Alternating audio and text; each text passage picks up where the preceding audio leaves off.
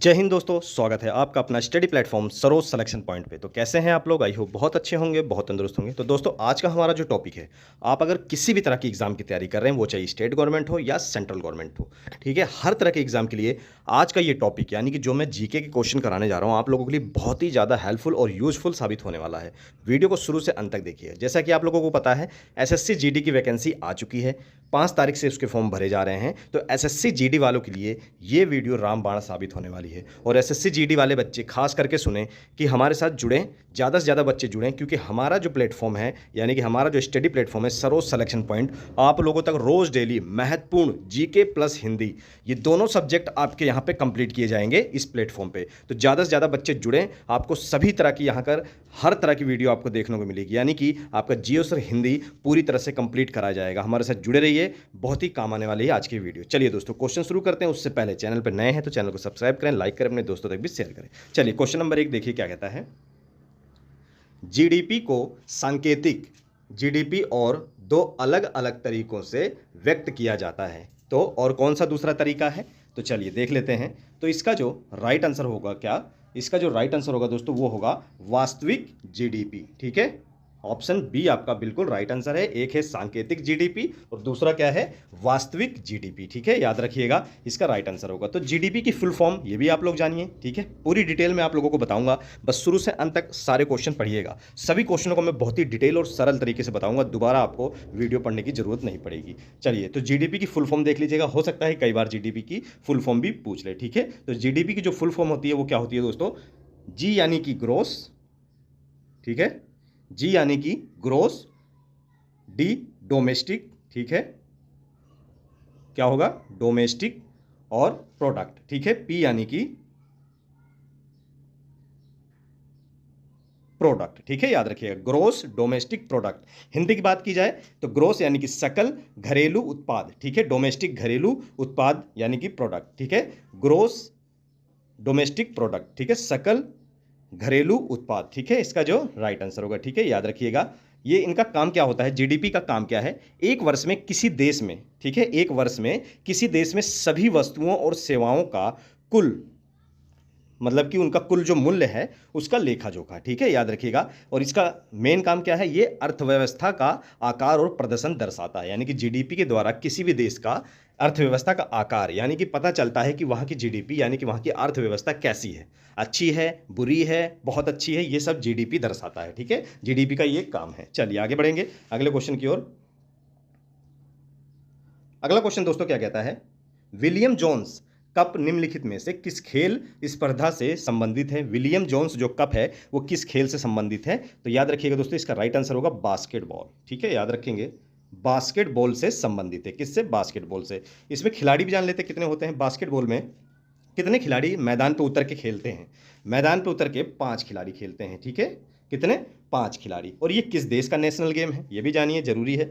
तो यूएसए का national game है। ठीक है, यानी कि यूएसए का राष्ट्रीय खेल है बास्केटबॉल। ठीक है, याद रखिएगा, मोस्ट इंपॉर्टेंट है। चलिए आगे बढ़ते हैं। कौन से देश का? यूएसए, ये भी लिख लीजिए, यूएसए यानी कि संयुक्त राज्य अमेरिका। ठीक है, याद रखेंगे।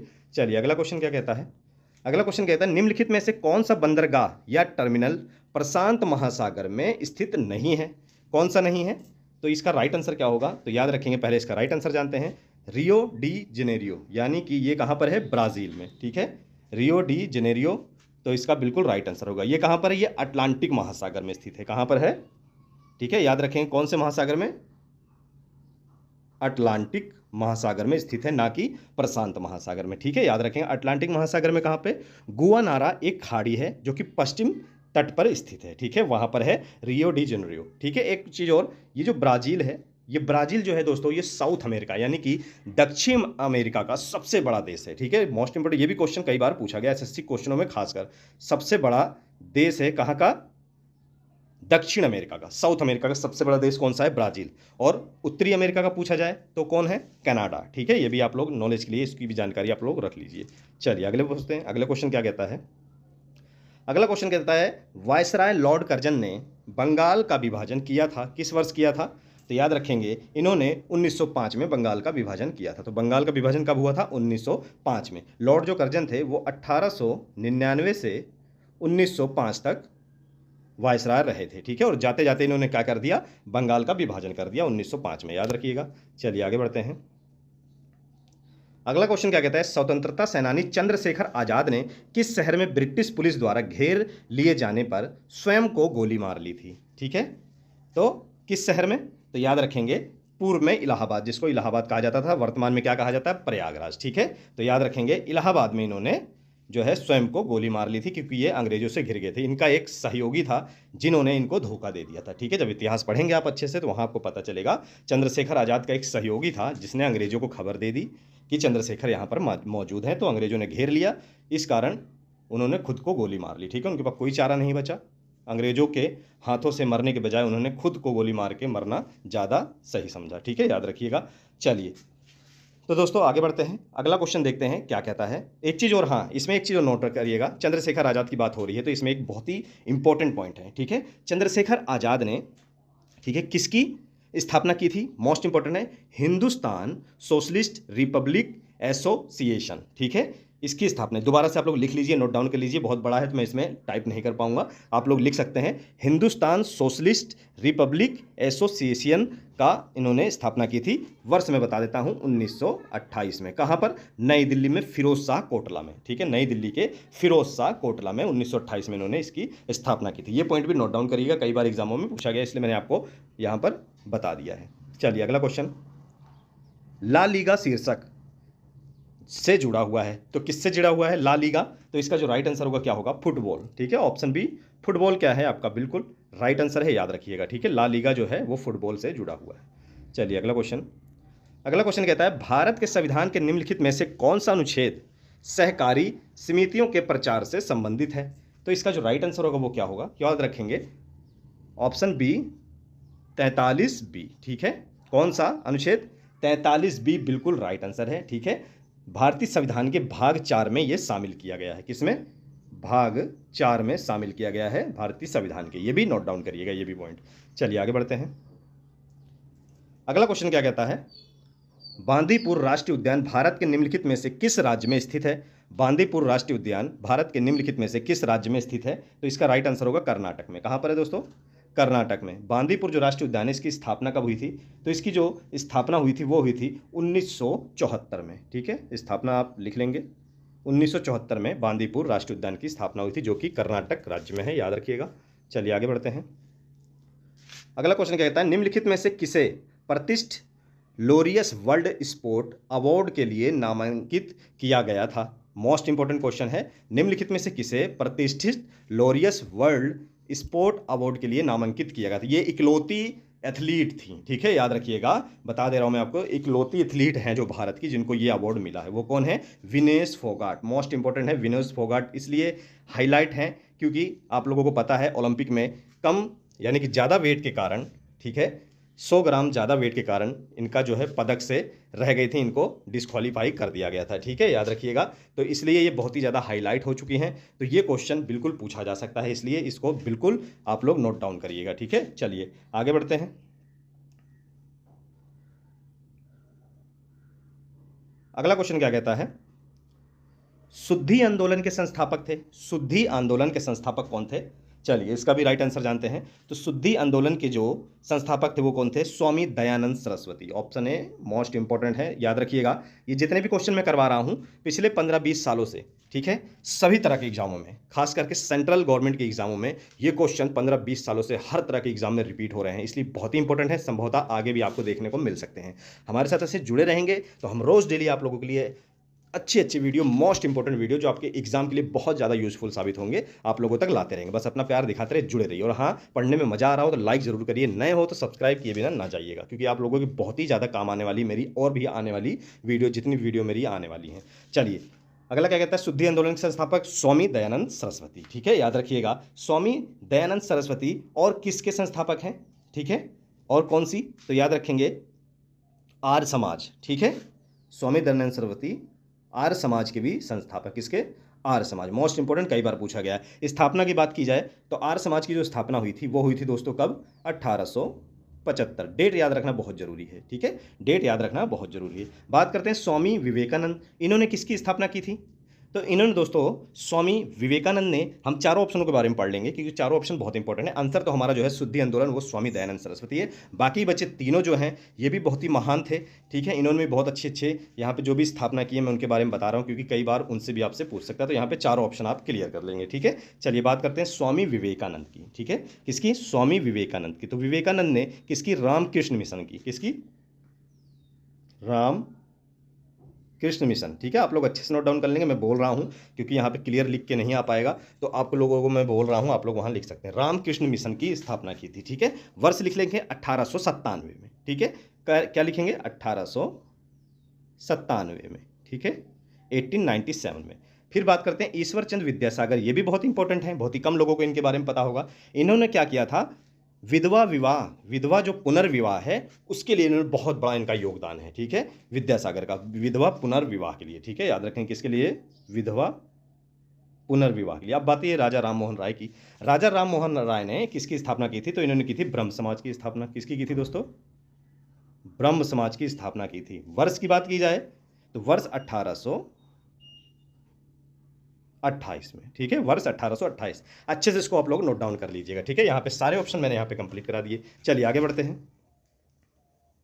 अगला क्वेश्चन क्या कहता है? 86वें संविधान संशोधन अधिनियम 2002 ने भारत के संविधान में निम्नलिखित में से कौन सा अनुच्छेद जोड़ा गया है? तो जो 2002 का अधिनियम हुआ, 86वां संशोधन हुआ, तो उसमें कौन सा जो अनुच्छेद है वो जोड़ा गया है? मोस्ट इंपॉर्टेंट है, तो याद रखेंगे। इसका राइट आंसर होगा 21 ए। 21 ए में क्या है? 21 ए में है दोस्तों 6 से 14 वर्ष के जो सभी बच्चे हैं उनको अनिवार्य और निःशुल्क शिक्षा का अधिकार दिया गया है, ठीक है।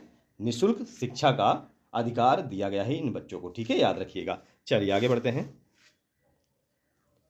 अगला क्वेश्चन क्या कहता है? रबी फसलें बोई जाती हैं, कब बोई जाती हैं, कौन से महीने में? तो जब रबी की फसलें होती हैं वो बोई जाती हैं दोस्तों, याद रखिएगा। इसका जो राइट आंसर होगा अक्टूबर और नवंबर में, ठीक है। कब बोई जाती हैं? अक्टूबर और नवंबर में बोई जाती हैं। कटाई कब होती है?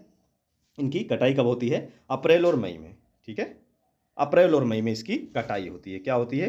कटाई, रबी की फसल में, ठीक है, याद रखेंगे। और रबी की फसल होती क्या क्या है, ठीक है, पहले ये जानना जरूरी है कि रबी की फसलों में बच्चे बहुत कंफ्यूज हो जाते हैं। रबी और खरीफ की फसलों में कंफ्यूजन क्या होता है? तो रबी की जो फसल होती है वो कौन कौन सी होती है? तो याद रखेंगे इसकी जो प्रमुख फसल होती है दोस्तों वो होती है गेहूँ, ठीक है। गेहूँ हो गई आपकी, जौ हो गया, मटर हो गया, चना हो गया, सरसों आदि, ये सब क्या है? रबी की फसल है। इसको आप लिख सकते हैं, नोट डाउन कर सकते हैं अपने रजिस्टर में, ठीक है। ये होगी रबी की फसल। बात की जाए खरीफ के बारे में भी जान लेते हैं थोड़ा सा। खरीफ की फसल कौन सा महीने में होती है? तो याद रखेंगे जून से जुलाई के महीने में खरीफ की फसल बोई जाती है, ठीक है। जून जुलाई में खरीफ की फसल बोई जाती है और कटाई होती है अक्टूबर और सितंबर में, यानी कि सितंबर और अक्टूबर में कटाई हो जाती है। और बुआई कब होती है? यानी कि जून जुलाई में। तो जून जुलाई में क्या बोया जाता है? आपने देखा होगा जून जुलाई में जब बरसात का मौसम आता है तो धान लगाया जाता है, ठीक है। यानी कि चावल वगैरह जो होता है, चावल हो गया, ठीक है, लिख लेंगे आप लोग। चावल हो गया, ज्वार हो गया, कपास हो गया, मक्का हो गया, ये सभी क्या है? ये है खरीफ की फसल और ये बोई जाती हैं जून जुलाई में, ठीक है। और कटाई होती है सितंबर अक्टूबर में इसकी, ठीक है, याद रखेंगे। सारी चीज़ें यहाँ पे सारे पॉइंट में क्लियर करवा दे रहा हूँ, अच्छे से इसको नोट डाउन करिएगा। चलिए आगे बढ़ते हैं। अगला क्वेश्चन कहता है भारत में स्टैच्यू ऑफ यूनिटी दुनिया की सबसे ऊंची प्रतिमा है। पहला नंबर तो आप लोग जानेंगे, ये दुनिया की सबसे ऊंची प्रतिमा बन चुकी है। चीन की एक मूर्ति है जो जिससे ये 177 फीट ऊंची है, ठीक है। तो ये सबसे ऊंची होगी दुनिया की, ठीक है, याद रखेंगे। इससे पहले चीन की थी। फिर बात करते हैं ये किसकी है? तो ये है दोस्तों सरदार वल्लभ भाई पटेल की। किसकी है? ऑप्शन बी, सरदार वल्लभ भाई पटेल की, ठीक है। इसमें 3-4 पॉइंट बनेंगे। सरदार वल्लभ भाई पटेल भारत के पहले, इसको नोट डाउन करिए आप लोग, भारत के पहले उप प्रधानमंत्री रह चुके हैं, पहले गृह मंत्री रह चुके हैं, ठीक है। उप प्रधानमंत्री और पहले गृह मंत्री रह चुके हैं, जिनको लौह पुरुष भी कहा जाता है। क्या कहा जाता है? लौह पुरुष भी कहा जाता है। और हाँ, भारत का इनको क्या कहा जाता है? इनको भारत का और क्या कहा जाता है? तो याद रखेंगे भारत का इनको बिस्मार्क कहा जाता है। क्या? बिस्मार्क कहा जाता है। किस लिए? इनका बहुत बड़ा योगदान था सारे भारतवासियों को एकजुट बनाने के लिए, ठीक है। इनको भारत का लौह पुरुष और भारत का बिस्मार्क कहा जाता है, सरदार वल्लभ भाई पटेल को, इसलिए मोस्ट इंपॉर्टेंट है, ठीक है, याद रखिएगा। बात की जाए इस मूर्ति की ऊंचाई की, ये भी जान लीजिए, बिल्कुल 182 मीटर, 182 मीटर ऊंची है। फुट में अगर बात करें तो ये है 597 फीट।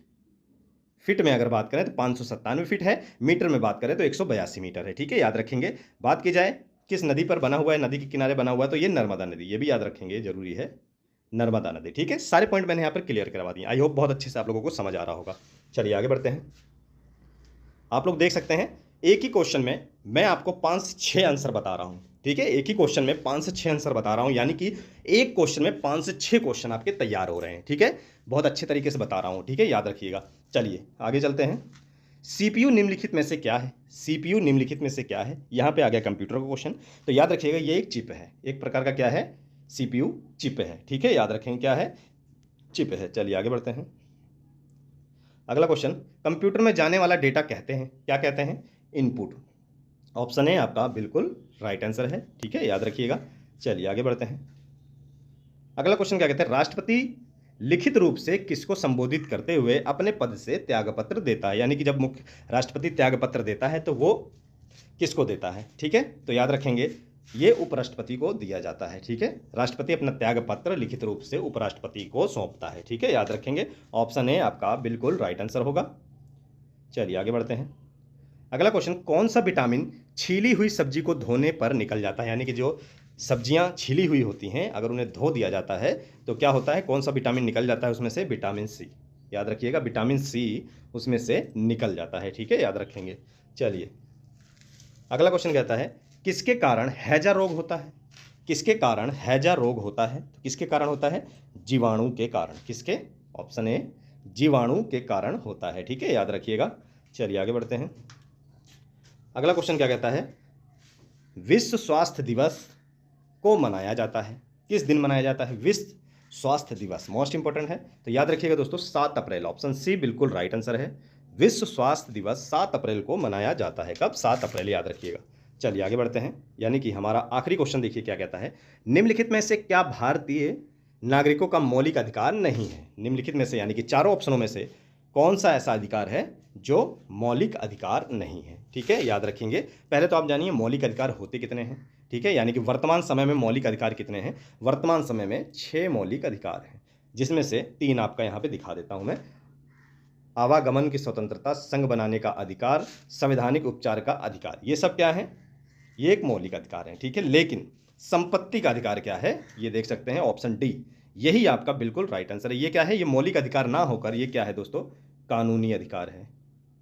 ठीक है, संपत्ति का अधिकार क्या है? कानूनी अधिकार है। ये कानूनी अधिकार कब बनाया गया? इससे पहले जो हमारा मूल अधिकार था वो कितना होता था? 7 होता था, पर एक संविधान संशोधन हुआ। कौन सा? 44वां संविधान संशोधन हुआ। कब हुआ? 1978 में। 1978 में हुआ। उसमें क्या हुआ? मौलिक अधिकार हमारे 7 थे, जिसमें से संपत्ति के अधिकार को हटा दिया गया। 44वें संविधान संशोधन द्वारा हटा दिया गया। ठीक है, उसको रख दिया गया कानून में, यानी कि कानूनी अधिकार में रख दिया गया।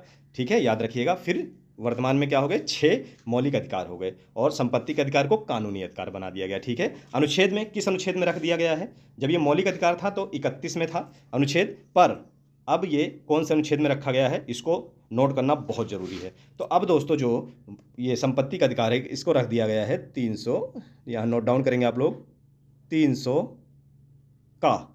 ठीक है, 300 का में जो है संपत्ति के अधिकार को रख दिया गया अनुच्छेद 300 का में। ये भी नोट डाउन करना बहुत जरूरी है। ठीक है, याद रखिएगा।